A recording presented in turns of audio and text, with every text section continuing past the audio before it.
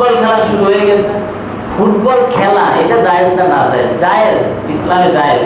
কিন্তু যেইগুলোতে বাজি আছে সেইগুলো পুরোটাই না জায়েজ, হারাম। এই যে খেলা আমরা দেখি পুরোই না জায়েজ, একেবারে পুরো না জায়েজ। আর যাদের নিয়ে আমরা নিজে এরকম করি ওরা কিন্তু আমাদের চেনে না, কোন জায়গার কি কে কি খেলতেছে বাড়ির উপরে টানায় বসে আছে। আর ওদের শরীরের ভেতরে যে ট্যাটু গুলো দেখা যায় সবগুলো মানে যে নাস্তিকদের কাজ, এগুলো কোনো ভালো মানুষের কাজ না। ওরা যে সব কিছু প্রমোট করে একটাও ইসলাম সমর্থন করে না। ওদের দেহের ভেতরে অনেক চিহ্ন আছে যেগুলো ইসলামে সম্পূর্ণ হারাম। এই ফ্রি ফায়ার এইটা ওইটা আছে, এর ভেতরে অনেক অন ইসলামিক কাজ হয়। কাবা ঘরকে পায়ের নিচে রাখা এমন সিস্টেম দেখায়। অনেক ইসলামিক কিছু আছে যেগুলো মানুষেরা বুঝতে পারে না, সাধারণ মানুষ। ইসলামিক লেখা কিন্তু আছে যেগুলো সাধারণ মানুষ বুঝতে পারবে না। পোলাপান যেহেতু আর্মি লাইনে পড়া না, ওইগুলো যারা খেলে আর্মি লাইনে পড়া না, তো ফলে ওইগুলো চেয়ার পায় না, ওইগুলো পায়ের নিচে পায়। ওইগুলো এমন এমন জায়গায় লেখা সাধারণ মানুষ বুঝতে পারবে না, কিন্তু একজন আলেম ঠিকই বুঝতে পারবে কত বড় খারাপ কাজ করতেছে না। এরকম অসংখ্য জিনিস আছে। আমরা ফেসবুক ব্যবহার করি, অথচ যারা ফেসবুক তৈরি করেছে ওদের সন্তান আদিদেরকেও এগুলো ব্যবহার করতে দেয় না। যে লোক টিকটক আবিষ্কার করছে ওর পরিবার, ও নিজেও এগুলো ব্যবহার করে না। তার জিজ্ঞেস করা হয়েছিল যে একটা জ্ঞানতে, সে বলছে যাদের কাম নাই কাজ নাই, মূর্খ গাধা, এই টাইপের মানুষদের জন্য আমি এগুলো তৈরি করছি। ফেসবুকে দেখবেন এরকম থাকে, মানে ফেসবুক মানে মাথা নত করে দেখো এরকম টিপো। এমন ভাবে ডিজাইন করা জিনিসগুলো, হাহা দেওয়া যায়, লাভ দেওয়া যায়, লাইক দেওয়া যায়, মানে এমন ভাবে ডিজাইন করা আপনি দেখবেন একরকম ভিডিও, ওই রকম ভিডিও আপনাকে সাজেস্ট করবে। আর খালি দেখতেই মনে চায়, যখন শর্ট ভিডিও দেখেন খালি দেখতেই মনে চায়, মনে হয় আরো দেখি আরো দেখি। তার মানে ব্রেন একেবারে শেষ হয়ে যাবে। কেউ যদি শর্ট ভিডিওতে আসক্ত হয় ওর পড়াশোনার লেভেল দেখবেন একবারে নিচু। লং কিন্তু কিছু সে করতে পারবে না। বড় কোনো কাজ 2-3 ঘন্টা কাজ করা লাগে এমন কোনো কাজ করতে পারবে না। মানে কি ওই শর্ট জিনিস করতে করতে মাথা ক্যাচ করে নিচ্ছে যে আমার একটু সংক্ষিপ্ত জিনিস করতে হবে, কোনো সংক্ষিপ্ত জিনিস দেখতে হবে। লং ভিডিও দেখা তাও তো ক্ষতি, চোখের ক্ষতি, বিভিন্ন ক্ষতি হয়। কিন্তু লং ভিডিও কেউ যদি দেখে 15 মিনিট, 20 মিনিট, 30 মিনিট, 1 ঘন্টা এরকম ভিডিও দেখে যদি অভ্যস্ত থাকে, সেই ক্ষেত্রে বড় কাজের প্রতি আসক্তি বাড়বে, কমবে না, অন্যান্য ক্ষতি হবে। আর শর্ট ভিডিও দেখলে পুরাই আপনার যাবে, মস্তিষ্ক এমন হয়ে যাবে যে কোনো বই নিয়ে অনেকক্ষণ আপনি বসে থাকতে পারবেন না, একেবারে লিখে নেন থাকতে পারবেন না। একজন ভালো ছাত্র 1-2-3 ঘন্টা বই নিয়ে বসে আছে, আপনি 5 মিনিটও বসে থাকতে পারবেন না, সম্ভবই না। এটা তো অভিভাবকদের সচেতনতা, অভিভাবকরা তো মোবাইল দিয়ে ছাত্রদের কাছে তারা বোঝে না, তারা দেখবে না। এখন ওই যে একবার করোনা ভাইরাস শুরু হয়ে তারপরে সবার হাতে হাতে মোবাইল ফোন চলে গেছে। আল্লাহ পাক বলছেন ওয়াকাযালিকা নুনজিল মুমিনিন, এভাবে করে সব মুমিনদেরকে আমি সাহায্য করি যদি আমার কাছেই তারা হাত পাতে, আমার কাছেই সাহায্য চায়। আল্লাহর কাছে যদি ওইভাবে সাহায্য চান অবশ্যই আল্লাহ পাক আপনার দোয়া কবুল করবেন। সূরা ফাতিহার পুরোটা দোয়া করি, ইয়াকা না'বুদু ওয়া ইয়াকা নাস্তাঈন, আমরা তোমার ইবাদত করি, তোমার কাছে সাহায্য চাই, অথচ খাজা বাবার কাছে গিয়ে পড়ে থাকি। এরপরে বিভিন্ন বাজারে এত বড় বড় গুটি ঝুলাই দিয়ে আসে, তাবিজ ঝুলাই দিয়ে আসে, বড় বড় পাথর ঝুলাই দিয়ে আসে। আবার জিজ্ঞেস করলে বলে যে পাথর ঝুলাই দিয়ে আসছি, সন্তান হয় না অনেক বছর। আমার একেবারে পূর্ণ বিশ্বাস যে ঝুলাইয়া দিছি খাজা বাবার মাজার, একেবারে বিশ্বাস যে ওইটা যেহেতু ভার, গাছেও যেহেতু ভার করবে, আমার যে বউ আছে বইয়ের পেটে এরকম ভার হইতে হইতে সন্তান হয়ে যাবে। অনেক মাজার আছে যেই জায়গায় মুদ্রা পর্যন্ত নাই, বোঝে না তো বেশিরভাগ মূর্খ মানুষ। এই এরা বোঝে না সোঝে না গিয়া অনেক টাকা খরচ করে, তারপরে অনেকে বাবার কাছে দিয়ে আসে। ওই যে একটা ঘটনা আছে, একজন হুজুর বলছিল যে একজনের কাছে সন্তান নেওয়ার জন্য তারপরে বাবার কাছে পাঠাইয়া দিছে, এরপরে বাড়িতে চলে এসছে, কয়েক মাস পূর্ণ হয়ে গেছে, এরপরে সন্তান হয়েছে, তারপরে নিয়ে গেছে গরু, আগের বার ছাগল দিয়েছিল, এরপরে গরু নিয়ে গেছে। সবাই জিজ্ঞেস করতেছে কি হইলো, কয় যে সন্তান হয়েছে, বাবা দোয়া করে দিয়েছিল, সন্তান হয়েছে, গরু নিয়ে যাচ্ছি। বলে ওই বাবারে তো আমি চিনি, তোমার সন্তানের চেহারা আর ওই বাবার চেহারা একই রকম দেখা যায়, কারণ কি? ও অতক্ষণ টের পায় না, তখন চিন্তা করছি কিনা আসলেই তো তাই। বুঝলেন কিনা? এই ঘটনা আমার কিন্তু কোরআন হাদিসও না, আবার সত্য কোনো বিষয়ও না। একজন হুজুর বলছিল, তো ঘটনা বেশিরভাগ এরকম উল্টোপাল্টা ঘটে। ফেসবুকে দেখেন না, এগুলো তো ধরা পড়ে, এগুলো তো বাস্তব আকাম কুকাম করে। আবার অনেকে চিকিৎসা করে, এই জায়গায় এরকম গুঁতো মারে, এইরকম গুঁতো মারে দেখি, তারপরে কি দিয়ে দিলে এরকম বাড়ি মারে, তারপরে এরকম জড়ায় ধরে এরকম করে, মানে কি চিকিৎসা দেয় ওরা জানে, আর যারা নেয় তারা জানে। এসব চিকিৎসা বের হয়েছে, উল্টাপাল্টা চিকিৎসা। ফলে ফেসবুক ইউটিউবের কল্যাণে এগুলো ঘরে বসেও দেখা যায়, এগুলো অবাস্তব না। এই যে বিষয়গুলো মানে উল্টো পাল্টা দিকে সাহায্য চাই, কিন্তু আল্লাহর কাছে সাহায্য চাই না। নবীদের ঈমান একই এত বেশি ছিল, যেই জায়গায় সাধারণ মানুষের ঈমান শেষ, ওই জায়গায় নবীদের ঈমান শুরু হয়। মানে সব ঘটনাগুলো দেখবেন যে নবীদের বিশ্বাস আস্থা কত বেশি ছিল। এরপর ইব্রাহিম আলাইহিস সালাম, ওনার অগ্নিকুণ্ডের ঘটনা এই দিনে সংঘটিত হয়েছে। দেখো অনেক যেহেতু ঘটনা, হযরত ইব্রাহিম আলাইহিস সালাম উনি জন্মগ্রহণ করলেন। এরপরে যখন বড় হলেন, আকাশের দিকে লক্ষ্য করলেন, দেখে যে তারকা দেখা যায়, চাঁদ দেখা যায়, সূর্য দেখা যায়, এগুলোকে তিনি প্রভু মনে করলেন। এক পর্যায়ে যখন এগুলো ডুবে যায়, তিনি বললেন যেইগুলো অস্তমিত হয়ে যায় সেগুলো আমার প্রভু হতে পারে না। অবশেষে তিনি আকাশের দিকে দুহাত উঁচু করে চক্ষুটা নীরবভাবে তিনি দেখতে লাগলেন আর বলতে লাগলেন, ইন্নী ওয়াজ্জাহতু ওয়াজহিয়া লিল্লাযী ফাতারাস সামাওয়াতি ওয়াল আরদা হানিফা ওয়া মা আনা মিনাল মুশরিকিন। নিশ্চয় আমি আমার মুখ ঘুরিয়ে দিলাম কার দিকে, যিনি ওই বিশাল আকাশ, এই বিস্তীর্ণ জমিনের মালিক, তার দিকে আমার মুখ ঘুরিয়ে দিলাম, আর আমি মুশরিকদের অন্তর্ভুক্ত নই। এরপরে কালেমার দাওয়াত নিয়ে চলে গেলেন নমরুদের কাছে। নমরুদের সহ্য হলো না, তিনি একটা বিশাল চরক সাজালেন, কাঠ লাকড়ি ইত্যাদি একত্রিত করে আগুন ধরিয়ে দিলেন, বিশাল বড় অগ্নিকাণ্ড সাজালেন। এই অগ্নিকুণ্ডের ভেতরে যখন ইব্রাহিম আলাইহিস সালামকে ফেলে দেয়া হলো, দুনিয়ার কোন রাজা বাদশার কাছে ইব্রাহিম সাহায্য চায় নাই, আল্লাহ রাব্বুল আলামিনের কাছে সাহায্য চেয়েছেন। আল্লাহর কাছে সাহায্য চাইলেন, আল্লাহ পাক আগুনের প্রতি নোটিশ জারি করে দিলেন, ইয়া নারু কুনি বারদাও ওয়া সালামান আলা ইব্রাহিম। আগুন আমার ইব্রাহিমের জন্য নাতিশীতোষ্ণ ঠান্ডা আরামদায়ক হয়ে যাও। ইব্রাহিম আলাইহিস সালাম আগুনের ভেতরে বসে আছেন। তখনকার সময়ে ইটের তৈরি দোতলা তিনতলা বিল্ডিং ছিল। নমরুদ দোতলার উপরে বসে বলতেছে, আগুন তোর কি হলো? আমার শত্রু ইব্রাহিমকে কেন জ্বালাইতে পারো না? আগুনের জবান আল্লাহ খুলে দিয়েছেন, আগুনের ভেতর থেকে আওয়াজ আসতেছে, নমরুদ আমার ধার্য শক্তি জ্বালানোর ক্ষমতা ঠিক আছে নাকি শেষ হয়ে গেছে? তুই নিজে আয়, তোর গোষ্ঠী সুদ্ধা এমনকি তামাম দুনিয়া জ্বালায় দিতে পারি। আল্লাহর বন্ধু আল্লাহর খলিল ইব্রাহিমের এক গাছা পশমের ক্ষতি করতে পারি না।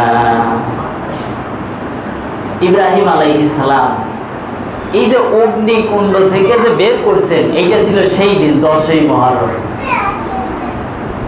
এছাড়াও মুসা আলাইহিস সালামের ঘটনা এই 10ই মুহররম তারিখে হয়েছে। আল্লাহ পাক কোরআনে ঘটনাগুলো ধারাবাহিক ক্রমে বর্ণনা করেছেন। ইযরা নারান ফাকালা লিআহলিহিম কুসু ইন্নী আনাস্তু নারান লাআল্লি আতিকুম মিনহা ক্বাবাসিন আও আজিদু আলান নারি হুদা। ইব্রাহিম আলাইহিস সালাম লক্ষ্য করলেন গাছের উপরে আগুনের মতো দেখা যায়। তিনি আগুনের নিকটবর্তী হলেন, পরিবারগ্রস্ত লোকদেরকে বললেন, দূরে কোথাও আগুনের মতো দেখা যায়, সেখানে গেলে আমি হয়তো আগুন নিয়ে আসতে পারবো, আর তোমাদের শীতের এই যে কষ্ট হচ্ছে আগুন দিয়ে শীত নিবারণ করতে পারবো। পরিবারের লোকদেরকে ওই জায়গায় রেখে তিনি আগুনের কাছে চলে গেলেন। গাছের উপরে আগুন জ্বলতেছে, তাজা গাছ, তারপর আগুন জ্বলতেছে। যখন তিনি কাছাকাছি গেছেন তখন আগুনের ভেতর থেকে আওয়াজ আসতেছে, এটি হচ্ছে পবিত্র উপত্যকা, তোমার জুতা তুমি খুলে ফেলো। আর আমি তোমার রব, আমি তোমার আল্লাহ। আগুনের ভেতর থেকে মানুষের মতো আওয়াজ আসতেছে, ইন্নানি আনাল্লাহ লা ইলাহা ইল্লা আনা ফা'বুদুনি। আমি তোমার রব, আমি তোমার আল্লাহ, আমার ইবাদত করো আর আমার শরণার্থে নামাজ আদায় করো। আল্লাহ পাক ওই জায়গায় কথা বলছেন মুসা আলাইহিস সালামের সাথে। এরপরে সেখানে মুজিজা দান করলেন। আল্লাহ পাক জিজ্ঞেস করলেন যে তোমার হাতে কি? কোরআনে এই কথা আছে। আল্লাহ পাক বলছেন, ওমা তিলকা বিয়ামিনিকা ইয়া মুসা। ও মুসা, তোমার ডান হাত ওটা কি? হযরত মুসা বললেন, কি আসয়া, এটা একটা লাঠি, তাওয়াক্কাউ আলাইহা ওয়া আহশু বিহা আলা গানামি। এটাতে ছাগলের পাতা পারি, বিভিন্ন কাজ করি। এরপরে মুসা আলাইহিস সালাম ফিরাউনের কাছে গেলেন, দাওয়াত পেশ করলেন। ফিরাউন বলে যে এতদিন লালন পালন করলাম, আমি আজকে আমারই ধমক দেয়, আমার কাছেই সাপ দেখায়, এইটা ওইটা দেখায়, মুজিজা দেখায়, এইসব বড় বড় লেকচার দেয়। উনি অনেক ঘটনাই তো হয়েছে। তারপরে দলবলকে ধাওয়া করলেন, পানির ভেতর থেকে মুসা আলাইহিস সালামকে আল্লাহ পাক ওপারে পার করে দিলেন। ফিরাউন ওর ভেতরে ডুবে পড়লো। এই যে ডুবে যে মরেছিল আর মুসা আলাইহিস সালাম যে পার পেয়ে গিয়েছিলেন, এইটা ছিল সেই দিন। এই দিনেই এই ঘটনা ঘটছে। এরপরে আইয়ুব আলাইহিস সালাম, ওনার যে রোগ মুক্তি এই দিনে ঘটেছে। গোটা দেহ পোকা লেগে গেছে, জিহ্বায় পোকা ধরে গেছে। আল্লাহ পাক এই দিনে ওনার এই রোগটা মুক্ত করে দিয়েছিলেন। এরপরে ইয়াকুব আলাইহিস সালাম, ওনার যে চোখ নষ্ট হয়ে গিয়েছিল সন্তানের জন্য, কান্নাকাটি করতে করতে সন্তান হারিয়ে, ওনার চোখের দৃষ্টি এই দিন ফিরে পেয়েছিলেন। এবং ওনার সন্তানকে মূলত এই দিনেই কূপে ফেলা হয়েছিল। এই যে বিভিন্ন ঘটনাগুলো এই দিনেই মূলত ঘটেছিল। এরপরে যে সবচাইতে যেই ঘটনাটা আমরা শোনার জন্য আসি আর কি, সেইটা হচ্ছে কারবালার ঘটনা। এই কারবালার ঘটনা এই দিনে ঘটেছিল।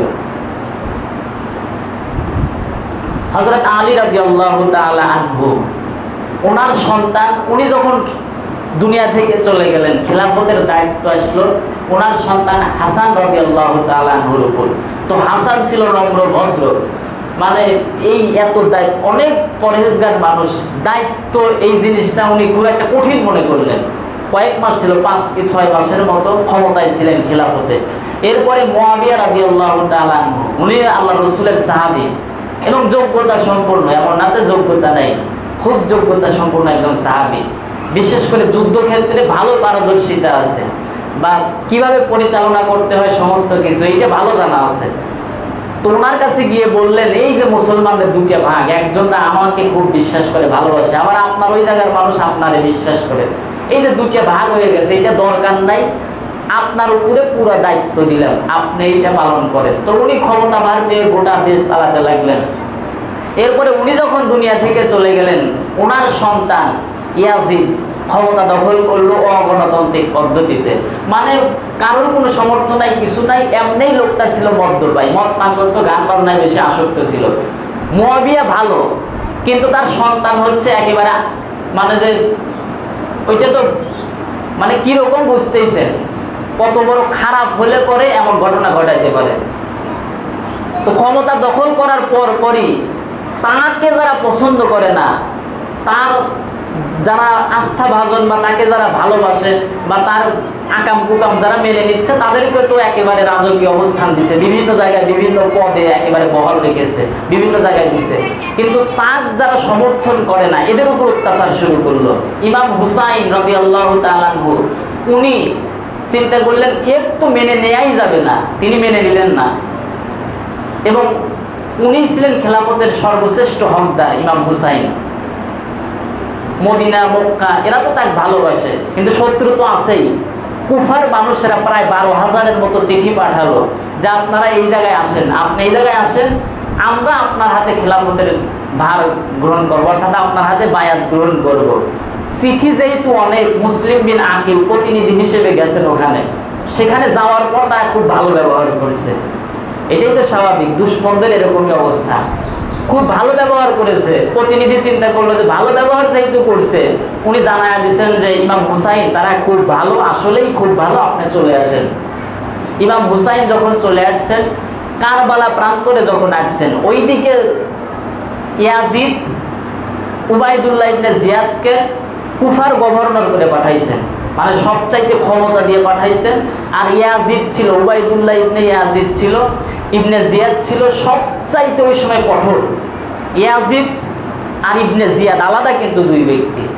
ইবনে জিয়াদ ছিল সবচাইতে কঠোর নিষ্ঠুর মানুষ, তাক দিল কুফার গভর্নর। আসার পরই সমস্ত কুফারবাসীকে হুমকি ধামকি দিয়ে বললো যে এই লোকের হাতে, ইমাম হুসাইনের হাতে বায়াত তো গ্রহণ করাই যাবে না, যে করবে তার কল্যাণ থাকবে না। এবং যেই সব মানুষ খুব খারাপ মানুষ তাদেরকে দায়িত্বভার দেওয়া হলো বিভিন্ন জায়গায়, এবং সৈন্য সংগ্রহ করা হলো। সব কিছু মিলিয়ে যখন ইমাম হুসাইন 2 মুহররম কারবালা প্রান্তরে এসেছেন, আটকায় দেওয়া হয়েছে তাকে। এরপরে প্রায় 6000-এর মতো সৈন্য পাঠায় দিছে ইয়াজিদ কুফার গভর্নরের কাছে, ইবনে জিয়াদের কাছে।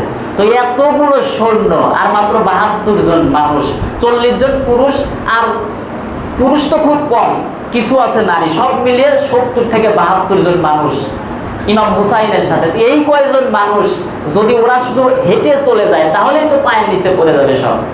এত মানুষ, 6000 মানুষ আরো তো আছেই ওদের সাথে।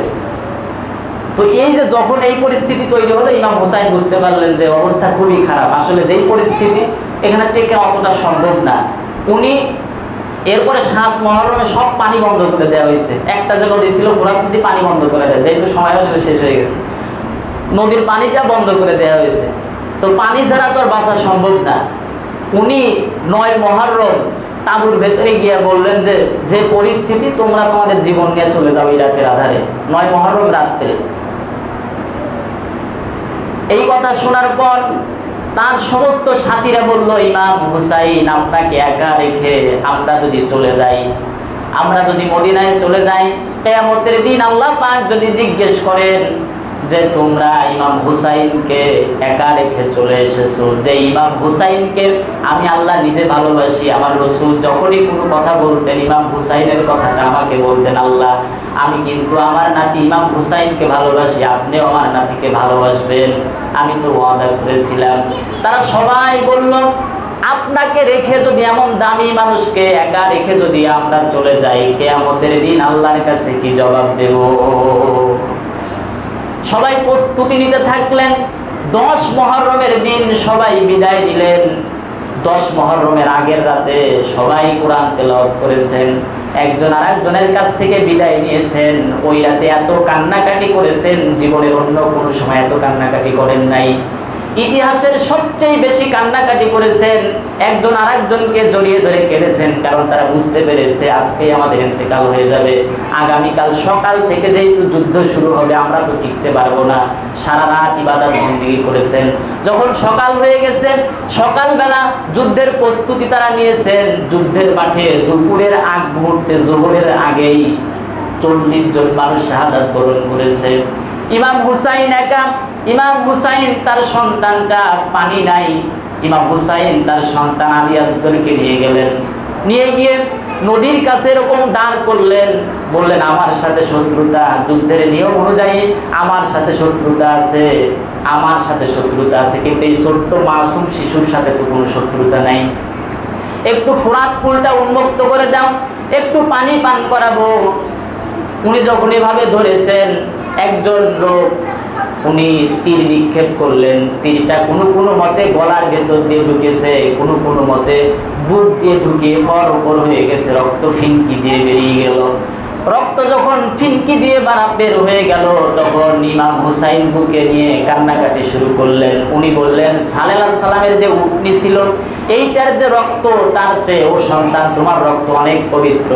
সালেহ আলাইহিস সালাম নবী ছিলেন, ওই নবীর যে মর্যাদা, তার চাইতে কোটি কোটি গুণ মর্যাদা বিশ্ব নবী মুহাম্মদুর রাসূলুল্লাহ। সেই মুহাম্মদুর রাসূলুল্লাহ তুমি আওলাদ, তোমার মর্যাদা অনেক অনেক বেশি। উনি সন্তানকে নিয়ে গেলেন, তার স্ত্রীর কাছে দিলেন, বললেন সারা জীবনের মতো ঘুমিয়ে গেছে, আর পানি পান করবে না। স্ত্রী কান্নাকাটি শুরু করলেন। উনি এক মুহূর্ত দেরি করেন নাই, স্ত্রীর কাছ থেকে বিদায় নিয়েছেন। এরপরে অনেকগুলো কাফের সৈন্যকে হতাহত করে যখন ফোরাত উন্মুক্ত করেছেন, যেহেতু অনেক শক্তিশালী ছিল ইমাম হুসাইন, জিহাদের তামান্না ছিল, ফোরাত কুলে গিয়ে পানি উঠিয়েছেন, পান করবেন। মনে পড়ে গেল এই পানির জন্য আমার কতগুলো সৈন্য ভাইরা শাহাদাত বরণ করেছে, এই পানি কেমনে পান করি। পানি পড়ে গেল। পানি পান করলেই কিন্তু অনেকটা বল পেত, কিন্তু পানি পান করলেন না। শত্রুরা বিভিন্ন জায়গায় আড়ালে লুকোনো ছিলেন। ইমাম হুসাইন বুঝতে পারেন নাই।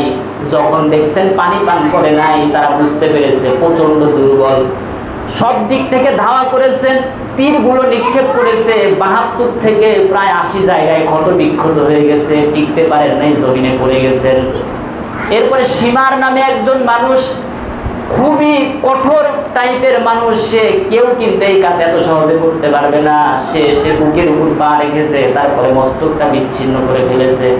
আর সৈন্যরা তার দেহটা খুনের আঘাতে ছিন্ন বিচ্ছিন্ন করেছেন। এরপরে তার যে মাথাটা, এই মাথাটা ইবনে জিয়াদের কাছে নিয়ে গেছেন। ইবনে জিয়াদের সামনে একটা প্লেট ছিল, প্লেটে রেখে দিয়েছেন। কুফার যারা মানুষ ছিল কেউ কথা বলতে পারে নাই, কারণ এত কঠিন আকারের শাসক ছিল, কেউ কথা বলতে সাহস পাচ্ছে না। যায়েদ রাদিয়াল্লাহু তাআলা আনহু ছিলেন প্রায় ৮০ বছর বয়স, আল্লাহর রাসূলের সাহাবী।